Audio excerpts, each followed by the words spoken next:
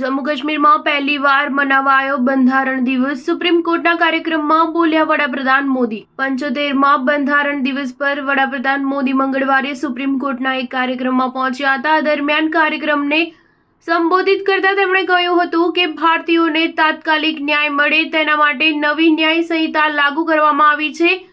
દંડ આધારિત વ્યવસ્થા હોય ન્યાય આધારિત વ્યવસ્થામાં બદલાઈ ચૂકી છે. જમ્મુ કાશ્મીરમાં પહેલીવાર બંધારણ દિવસ મનાવવામાં આવ્યો. વડાપ્રધાન મોદીએ કહ્યું કે આપણું બંધારણ દેશની તમામ અપેક્ષાઓ અને જરૂરિયાતો પૂરી પાડે છે. બંધારણની તાકાતના કારણે આજે બાબા સાહેબનું બંધારણ જમ્મુ કાશ્મીરમાં સંપૂર્ણ રીતે લાગુ થઈ ચૂક્યું છે. પહેલીવાર જમ્મુ કાશ્મીરમાં બંધારણ દિવસ મનાવવામાં આવ્યો. આજે ભારત પરિવર્તનના એક મોટા તબક્કામાંથી પસાર થઈ રહ્યું છે અને ભારતનું બંધારણ આપણને રસ્તો બતાવી રહ્યું છે.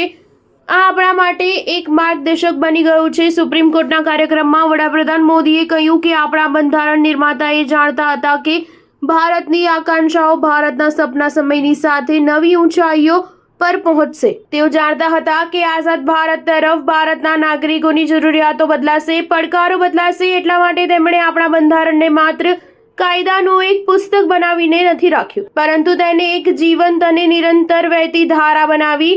26 નવેમ્બરે મુંબઈમાં થયેલા આતંકવાદી હુમલાની યાદ અપાવતા વડાપ્રધાન મોદીએ કહ્યું કે લોકશાહીના મહત્વપૂર્ણ પર્વનું આપણે જ્યારે સ્મરણ કરીએ છીએ ત્યારે એ પણ ન ભૂલીએ કે આજના દિવસે મુંબઈમાં થયેલા આતંકવાદી હુમલાની વરસી છે. આ હુમલામાં જે લોકોના નિધન થયા તેમને હું શ્રદ્ધાંજલિ પાઠવું છું. હું દેશનો એ સંકલ્પ દોહરાવું છું કે ભારતની સુરક્ષાને પડકાર આપનારા તમામ આતંકવાદી સંગઠનોને જડબાતોડ જવાબ આપશે. સ્ટાર ન્યૂઝ 7 હંમેશા સચ્ચાઈની સાથે.